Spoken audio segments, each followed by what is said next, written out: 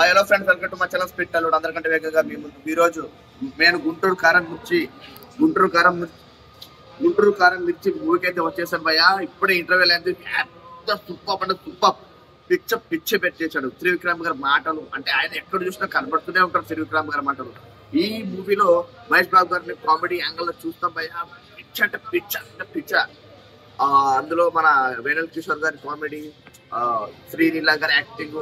అబ్బో ఒక్క పాటకైతే అది మిర్చి యాడ్ లోపల అంటే ఆ గోడౌన్ లోపల ఒక పాటలు పెడుతూ సరదాగా మందేస్తూ ఒక చిందు వేస్తుంటది.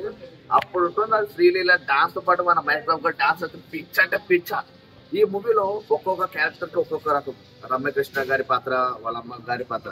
ఈ మూవీలో ఏంటంటే మహేష్ బాబు గారికి చిన్నప్పుడే వాళ్ళ నాన్నతో వాళ్ళ మిర్చి కూడా ఎవరో వచ్చి అంటే ఆపోజిషన్ ఎవరో కాదు, మన జగపతి బాబు గారి వాళ్ళ మిర్చి యార్డ్లో కొన్ని గొడవలు ఉంటాయి కదా, మా మార్కెట్ లో అమ్మాలి, మీ మార్కెట్ లో అమ్మాలి. అలాంటి చిన్న గొడవల్లో వాళ్ళు గోడౌన్ కాల్ చేస్తారు.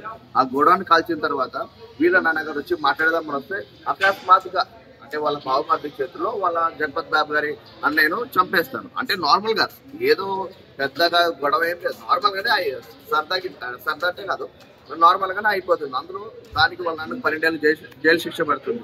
అప్పుడు వాళ్ళ అమ్మగారు వాళ్ళ నాన్నగారు అయితే ఎవరు ప్రకాష్ గారు ఉన్నారు, ఆమెకు రెండో పెళ్లి చేస్తారు. ఆ రెండో మొగుడే రావు రమేష్ గారు. ఆయనకు ఒక కొడుకు మహేష్ బాబు గారు.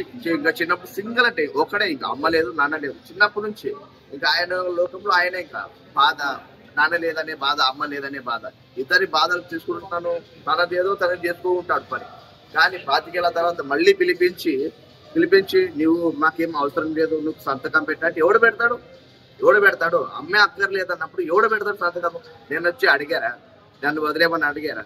అలాంటప్పుడు ఆయన ఎందుకు సంతకం పెడతాడండి? ఇందులో ఒక ఇమోషన్ ఉంది. ఆ ఇమోషన్ ఇప్పుడు మన ఇంటర్వ్యూల తర్వాత చూద్దాం.